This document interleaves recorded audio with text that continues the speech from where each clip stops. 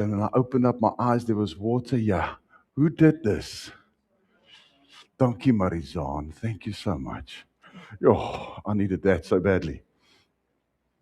So, we're talking about how this morning I want to speak to you about dealing with your sin. How do you deal with your sin? How do you emotionally process your sin? And I'm so grateful for the book of Hebrews because it unpacks that a little bit. So, the thing that I want to share with you is that these Hebrews, and if you're here the first time this morning, or maybe you've not heard me say it, and you're going to hear me say it now, the word Hebrew means to cross over, to go from the one side of a river to the other side of a river. So when you get saved, you become a Hebrew. You go from one side of the law to the other side of the law. The Hebrews were Noah, Abraham, all the Jews. They went through the Red Sea. They went through the Jordan. They crossed over. Today, baptism is also a form of crossing over. Baptism doesn't save you, Jesus saves, but there's a crossing over that happens. So you go from the one side to the other side. So these people in the book of Hebrews, the writer writes to them because they want to go back. They want to go back to what's familiar. They want to go back to what they understand. They want to go back. So, and here's the thing, how these people, they got saved. They know Jesus. They accepted Jesus into their lives. They got transformed. The Holy Spirit did a work in them. And about 3 months later, they start realizing, but they still have a human element. And they make mistakes. And they sin. Now, I want you to understand, 5 books in the New Testament is written to the saints. It's a big thing to get. So I want you to cross over with me. If we had space and we could do it prophetically, I would ask you to stand and walk with me to the other side of thinking here this morning. If you have been saved, and you would know, because the Holy Spirit would work in you, and the Holy Spirit will confer with you and come in agreement with you, and your spirit will be in agreement with the Lord that you have been saved, that you are a child of God. You have to cross over that you are no longer a sinner. The other side of the river is you are a saint. Otherwise, the books in the New Testament are not written for you. They're written to some other people. All the holy Joes. Are you following? So, there's a big crossing over in our makeup. And then we read with these Hebrew guys. They are struggling with how to deal with their sin. So they want to go back to what they know. So what did they know? How did they deal with sin in the Old Testament? They had to bring sin offerings. So I want you to just imagine with me that you are also a farmer. And you have got sheep. And you've got some cattle. And when you sin, you have to take a spotless one. The one that you're going to take to auction to get money for. That one you have to take. So when you steal some money, okay, maybe we don't have thieves in here. Praise the Lord, we don't have thieves in here. Okay. But when you lie and you break God's moral code, these Hebrews, they had to look at Bessie. Oh, I've got to take Bessie to the temple. And they would march Bessie down to the temple. And they would bring it to the priest. And here's what they had to do. They had to put their hands on the head of that animal, owning their sin. That's okay. Then they had to take a knife and kill Bessie. Suddenly, there's no callousness about sin. But that's how the blood would flow out, and you'll take the blood, because the blood it's about the blood, it's not about the killing. There's a part about the killing that's important because I'm saying this one is dying in place of me. This animal is dying in place of me. This is what they know. This is how they do. Now imagine the walk with Bessie. How are you feeling about the walk with Bessie? You fed Bessie, it's your pride. Hey, Bessie, in today's terms, is 25,000 Rand. If it's a calf, it's 5,000. It's a nice little lamb, it's expensive. You're walking with Bessie. How are you feeling about this whole, oh, I told a lie, or maybe I looked at somebody in the wrong way, or whatever. Suddenly, there's a lot of remorse, and you're feeling very bad for Bessie has got to take my place now. There's no callous, but you're also looking at a financial implication. They wanted to go back to that because they used to receive some form of punishment, a hiding, if you will. They're feeling bad about what they did, and they're walking all the way to the temple. It didn't happen private. It didn't happen over there. It happened public. I'll go with my sin offering to the priest. They wanted to go back to that. They want to go like, I'm going to deal with this because this is how we deal with sin. And this is how it's been done for 2,000 years. So they grew up that way. Suddenly you become a little bit more cautious about telling a lie because it might be a 25,000 Rand lie. Oof. So they would walk with Bessie. So put up the first scripture there for me, please, son. In Leviticus, when a ruler has sinned, and through ignorance, he acted against one of the commands of the Lord God, which is not to be done, and he is guilty. Carry on, thanks. Or sin which is sin shall be made known to him. He shall bring his offering, a kid of goats, a male without blemish. Okay, I'm just going to show you a couple of scriptures showing what I just told you. Next one, please, son. Or if his sin which has sinned shall be made known to him, he shall bring his offering, a eve of goats, a female without blemish. So it's not the cripple one. It's not the ugly one. It's not the runt of the pack. It's the one that goes to auction. For his sin, which he has sinned. Okay, next one. He shall lay his hand on the head of the sin offering and kill the sin offering in the place of the burnt offerings. Okay, so he's doing that job. Okay, next one. And the priest shall take of its blood, which is with his finger, and put it on the horns of the altar for burnt offering. He shall pour out all the blood for it at the bottom of the altar, because the blood covers the sin. All right. And it shall take and he shall take away all its fat. The fat is taken away from the sacrifice of peace, and the priest shall burn it on the altar for a sweet savor for the Lord, and the priest shall make atonement for him, and it shall be forgiven him. And he brings a lamb for a sin offering. He shall bring a female without blemish. So every time he's sinning. So how often did they do this? As often as they realized they'd sinned. So maybe this week I'd lost 10 coats. I stuffed up. I had a bad week. That traffic officer, I told him proper. And after I was speeding. And then my wife fought me, and I thought, I'd rather just drown you. Have a wife like that, you don't need an ex. That type of thing. And you're stuffing up, and then you go from one thing and you're digging the hole deeper and deeper and deeper and deeper. And you've got to go back, and you've got to go back, because somewhere along the line, I must pay for my sin. And if he brings a lamb for a sin offering, he shall bring a female without blemish. All right, next one, please, son. For the life. So why should he bring an offering? Why the blood?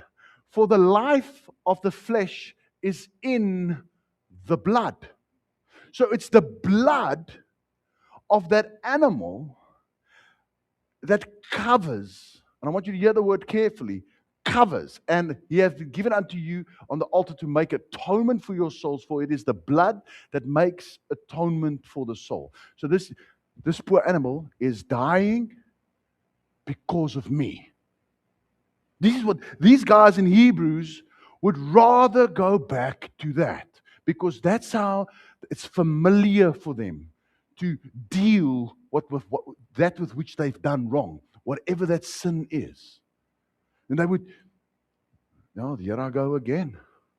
Now, I'll tell you what, if it was from my house to the altar, there would be like a huge felt bike in there. Because I was up and down, up and down, up and down. I wouldn't be a very good farmer. You know, I'll send myself into bankruptcy.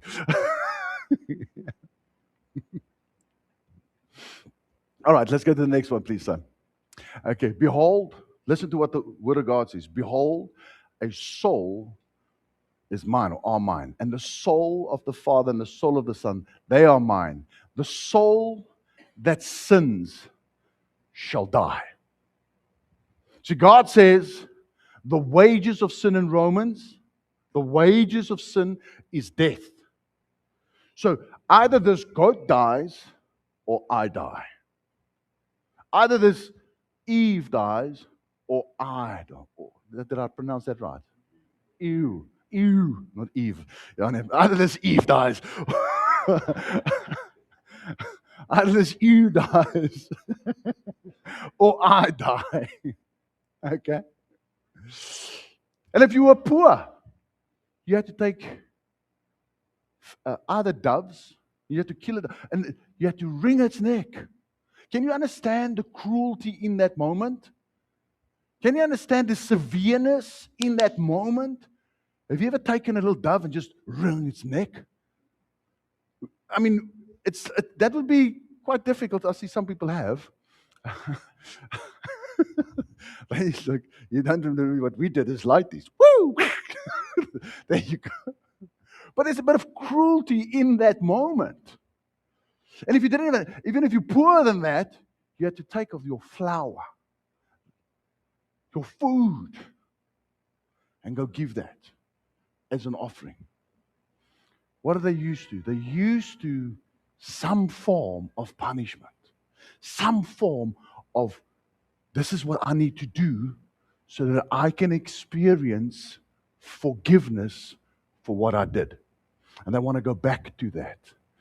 Because the Word of God, the next verse, please, son, in Genesis, it says, but you shall not eat of the tree of the knowledge of good and evil, for in the day that you eat of it, you shall surely die. So mankind, you and I, we sit here and this is how we think. Good, evil, right, wrong. We measure everything like that. I had a good day. I didn't do evil today. I was good to this person. You know what? I went out last night. I did something wrong. I went home with somebody I shouldn't have gone home with. I am bad. I am filthy. But in the moment it was pleasurable, but now I'm dirty. Oh, I need a hiding. Let me grab my goat, march over here, cut its throat. It will die in my place. Can you see this paradigm that they are stuck in? For generations, this is how it was done. Now, the writer of Hebrews says, you are now saved. You have crossed over to a different place. Let's read Hebrews 10. I was contemplating making you stand while we read it. Just because it's so important. I want you to get it this morning. Of the power of the gospel, the power of what Jesus did. Listen to this. Okay. For the law, having a shadow of the good things to come, and not the very image of the things, can never with the same sacrifices, which they are continually, year by year, make those who approach perfect. So what's he saying? The law, that which they were used to, their paradigm, what was commanded to Moses to teach them was a shadow of what is to come. What is to come? Jesus. Jesus is to come. So bring a lamb. Bring it blemish free. Bring a perfect lamb. The lamb's blood. You see, in the Old Testament, it covers sin. Jesus' blood does not cover your sin. Jesus' blood washes it away. There's a huge difference. The one is covered. I can go. The other one is, did you sin? I don't remember that. Where's that? That's God the Father. I will remember your sin no more. Yeah, but I did this and this. And what you talking about, son? What you talking about? I have washed you clean. You see, they could never do it, and they had to bring the sacrifice every day. So what happens when they see other people walk with a goat? They're reminded of their own sin. And they are so sin conscious, that they cannot for one moment focus on what God wants to do in your life. Because I'm ridden with guilt. I can't get my head up because I'm such a bad person. I need a hiding somewhere. Let me go get my lamb. Let me take it over there. And now I feel better about myself. You turn around, you're halfway home, and a nice lady walks past you. Oops, let me just grab another one. Or you speed, and the guy pulls you off. Did you speed? No, sir, I didn't speed. Wasn't me. Is that thing calibrated? I'm certain it's not calibrated. Doing 160 in a 120 zone. No, for then would they not have ceased to be offered? See, if those offerings had done something, they would have ceased doing those offerings. But they did it day by day, year by year, and they actually had a calendar a couple of times a year that everybody had to do it in any case because you did sin during the year. Just in case you thought you were Mr. Holy for the whole year and you didn't do anything wrong. You get those people. It's called a callous heart. They're so used to doing the same thing that's wrong over and over and over that they no longer feel it in the inside of them.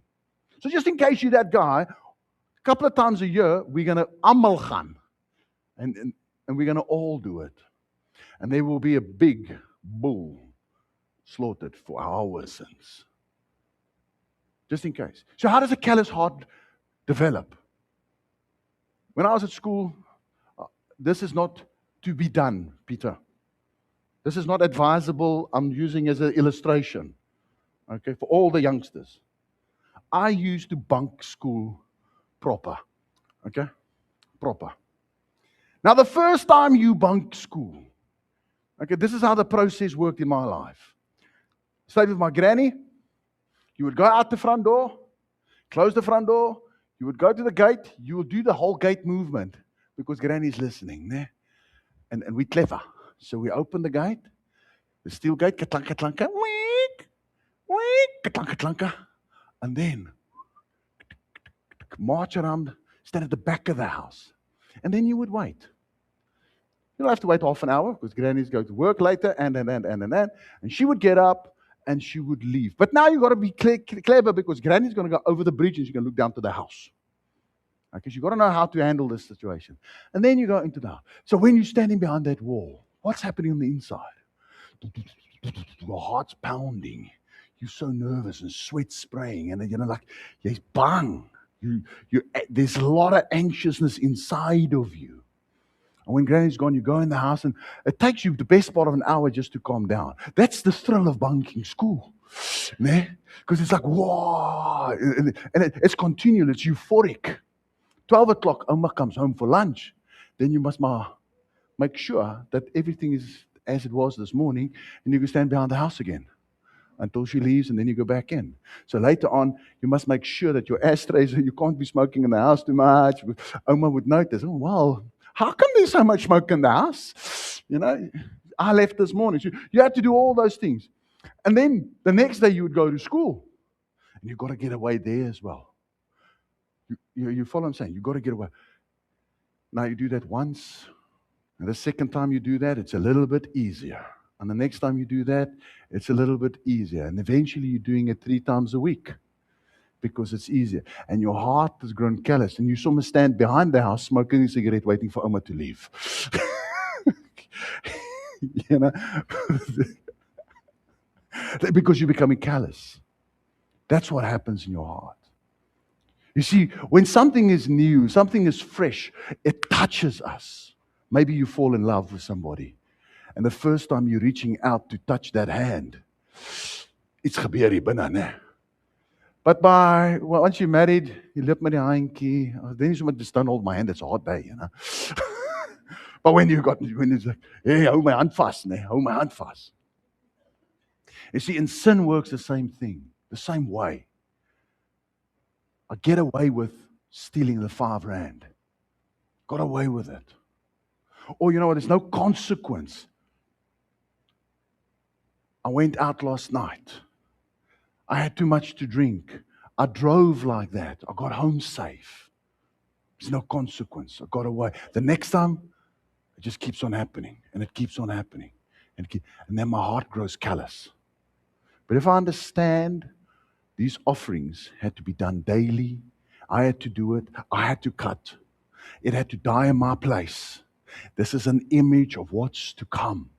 Jesus. Maybe you want to write this down.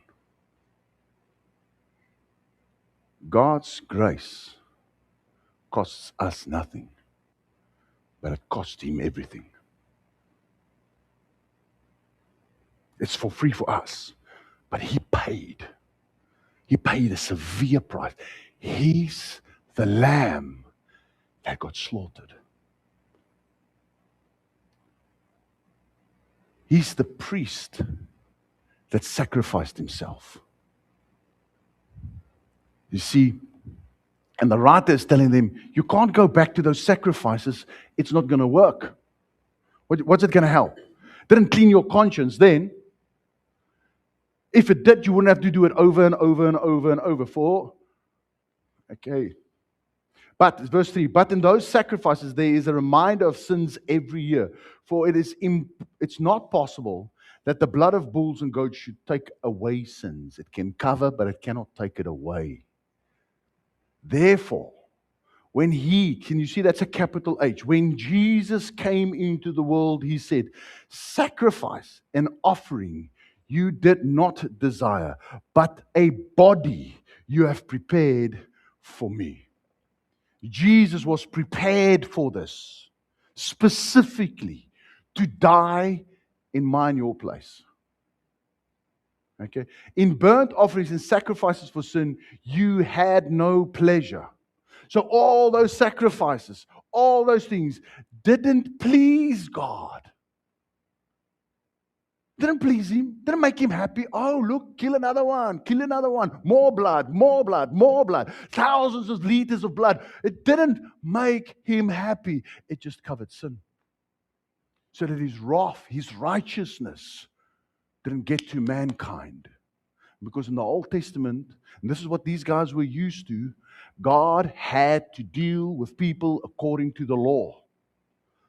But now, we've crossed over.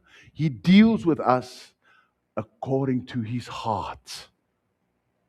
The law is satisfied. The debt has been paid.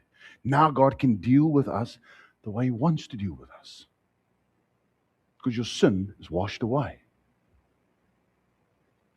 Previously saying sacrifice and offering burnt offerings and offerings for sin you did not desire nor had pleasure in them, which are offered continually to the law. Then He said, behold, I have come to do your will, O God. Just as Jesus speaking, He says, I've come to do your will, O God. He takes away the first that He may establish the second. He takes away the law, the old covenant. He takes it away so He can establish something new. Can you see there's a crossing over? The old one to the new one. And we've got to take that away.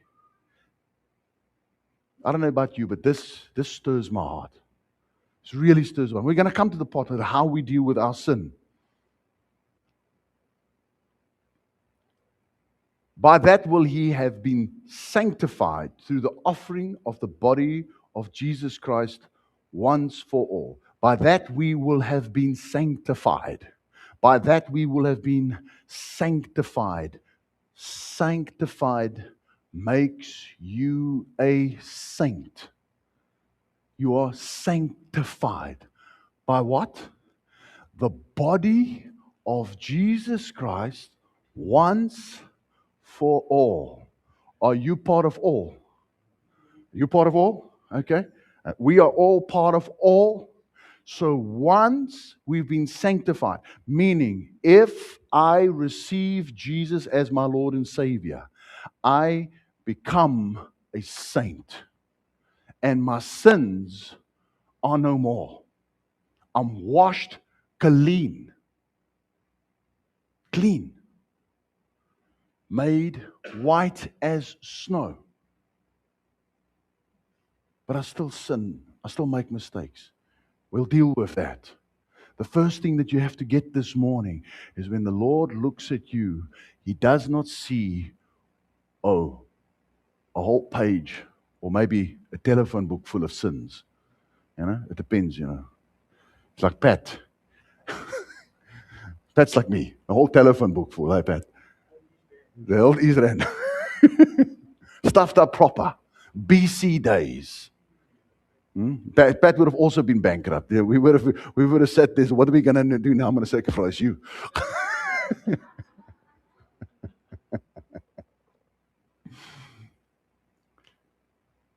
And every priest stands ministering daily and offering repeatedly the same sacrifices which can never take away sin. Can you see that the writer is contrasting Jesus with the Old Testament? The whole time he's saying, I want you to cross over. I want you to go from this place.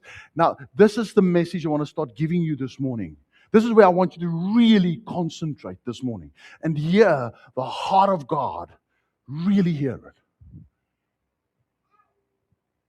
Your guilt and your shame on the altar of sacrifice means nothing. Beating yourself up because of what you did wrong means nothing. Punishing yourself, breaking yourself down because of what happened on the way to church means nothing. You see, that is an Old Testamentical sacrifice. I need a hiding, and I'm going to give it to myself. I'm going to beat myself down. Oh, I am such a loser. Oh, I'm such a sinner. Oh, I'm such an adulterer. Oh, I'm such a thief. Oh, I'm such a liar. That breaking down means nothing because Jesus died once for all, sanctified you. He is not concerned, and we are not robots. I understand that. But this is so important to get this morning. This is like the biggest crossover for this morning. He is not concerned with your feelings and your remorse regarding your sin. Because the punishment has been paid. It's been dealt with. Yes, that doesn't give us permission just to live a life the way we want to. That's why the perspective is that every little lamb that was ever slaughtered and killed pointed to Jesus. Pointed to Jesus, the perfect one, the guiltless one, the blemish-free one that will give his life once for all. He was prepared for that so that you and I can walk in freedom. See, grace is a liberating force. It sets you free from sin. You see, in the Old Testament, sin separated us from God. Jesus came and He separates us from sin. You know, we're going to make mistakes. Yes, we are. We're going to deal with that. The first thing that you need to get this morning and write down and underline and say, I'm never doing that again, is I'm not going to get emotional about it anymore. I'm not going to let my emotions drag me through this ditch because I made a mistake, because I sinned. it doesn't give me a right to carry on doing that. Because repentance means to walk away from that. Repentance is, I'm going to get bankrupt if I have to slaughter it all the time. Somewhere I become conscious of that. But this man, after he had offered one sacrifice for sins forever, sat down at the right hand of God. Jesus is not making any more atonement. He's not, your sin has been, he's sitting down. In the Bible, when it says sit down, it means the work is done. So the work regarding our sin is done. Jesus is sitting down. He's done dealing with sin. His blood was enough. It covered. He gave his life. It's over Kadovas. Okay. From that time, waiting till his enemies are made his footstool. For by one offering he has perfected forever those who are being sanctified. Are you being sanctified? Sanctification has got two legs it stands on. One is a positional change. You change from being a sinner over here, and now you're placed over here. That's a positional change. That's the one leg. The other leg of sanctification is a disposition. The disposition over here was a love for sin, a love for the pleasures of this world. So while I'm translated over here, the process of sanctification, changing my disposition, is turning my heart from loving that to loving the Lord. So God is in the process of turning your heart. In that process, will you make mistakes? Of course. In that process, will you maybe long back to Egypt for the meat and the... Yeah, of course you will. That's human. So, but God is sanctifying us. He's turning our hearts towards Him. Okay, for an offering, sorry, just keep it still. I was reading that. For by one offering He has perfected forever those who are being sanctified. You have been made perfect in the place that you have changed positionally. Disposition takes time. But the Holy Spirit also witnesses to us. For after He had said before, this is the covenant I will make with them after those days, says the Lord. I will put my laws in their heart and in their minds, and I will write them. Then He adds, their sins and their lawless deeds I will remember no more.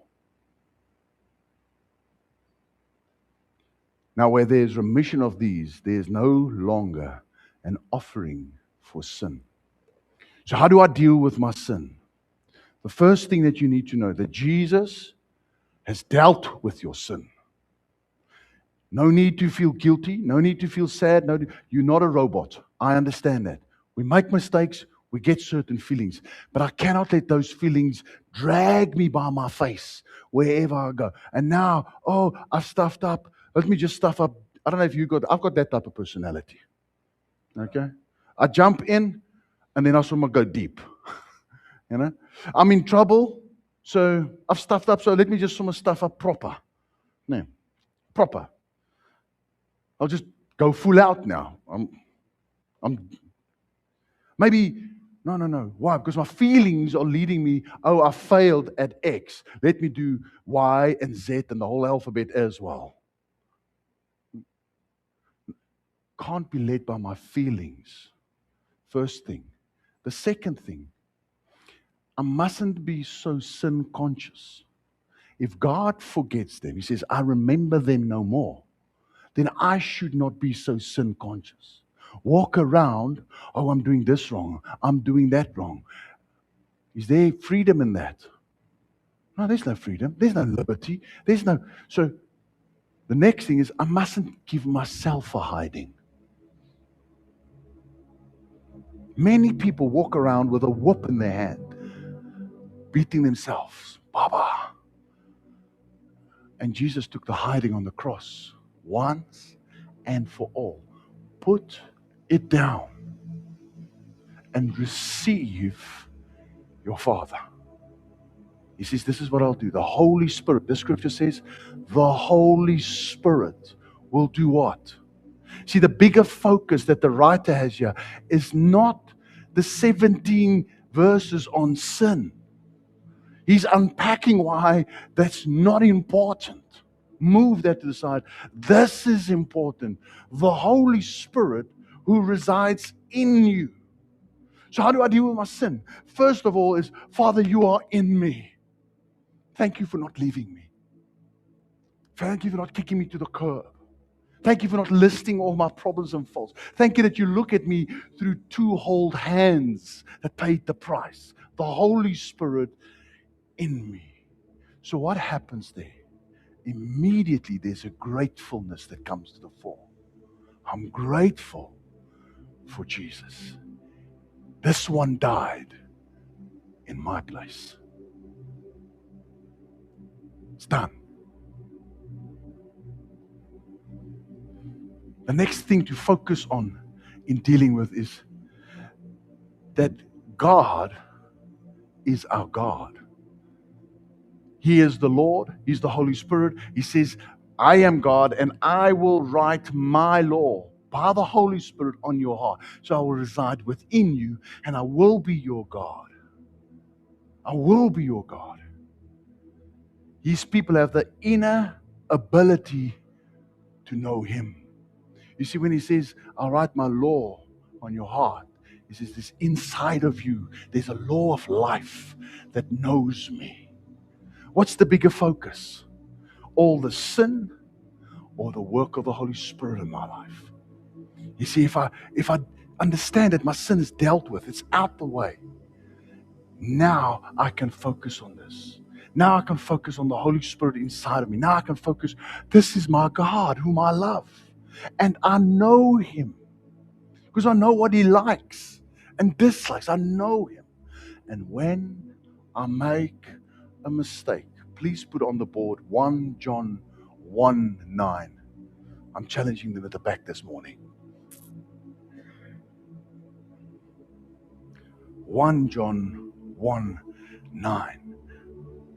See, if we deal with these emotional things, if we get this out of the way, now we can love with all our heart. We can love God. We can be open to His giving into us, His Spirit inside of us, His Word inside of us to guide me. I can become sensitive to listening to His voice. Because if I'm constantly sin conscious, I cannot listen to the prompting of the Holy Spirit. Then I've got this callous heart. Then I'm standing behind the house, smoking cigarettes. Oh my God, no, right? There she goes. Garage doors closing. She's not even out the gate. I'm in the house already. Yeah? But because I'm sin conscious. But if I know that's dealt with, now I can receive His Word. I can receive His Spirit. I can be sensitive to how He's leading me. And then if I make a mistake, because I'm sensitive, all those scriptures that I gave you in Leviticus, when it became known to them. The key is, oh, I realize I shouldn't be saying that.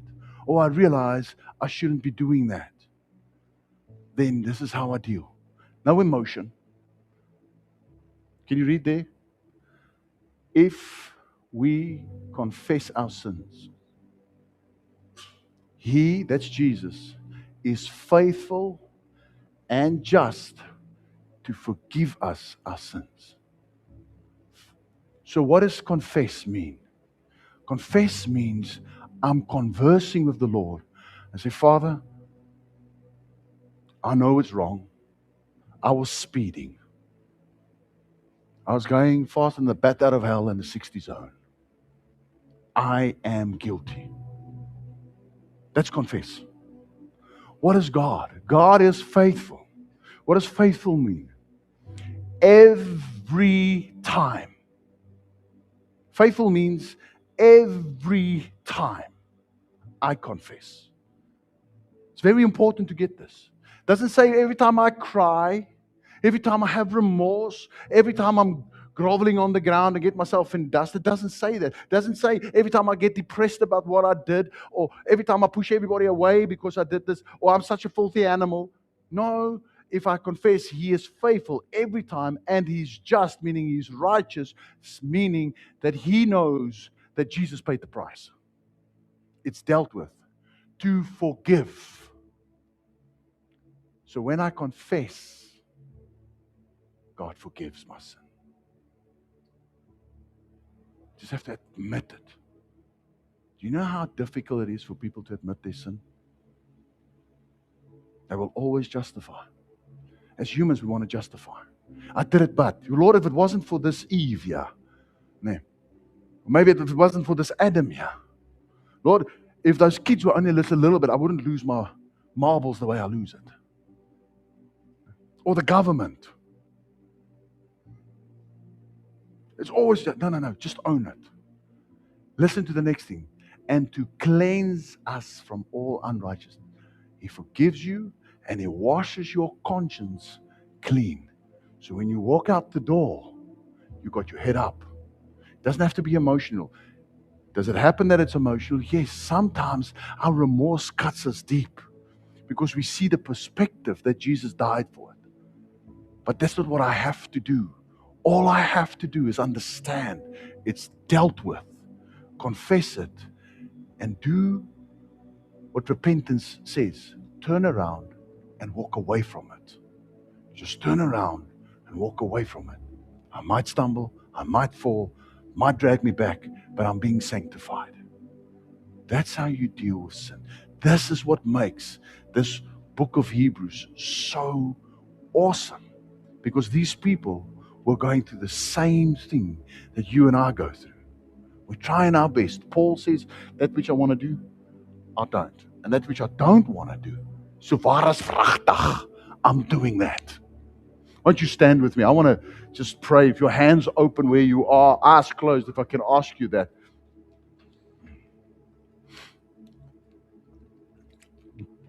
Music softly in the background. Thank you so much.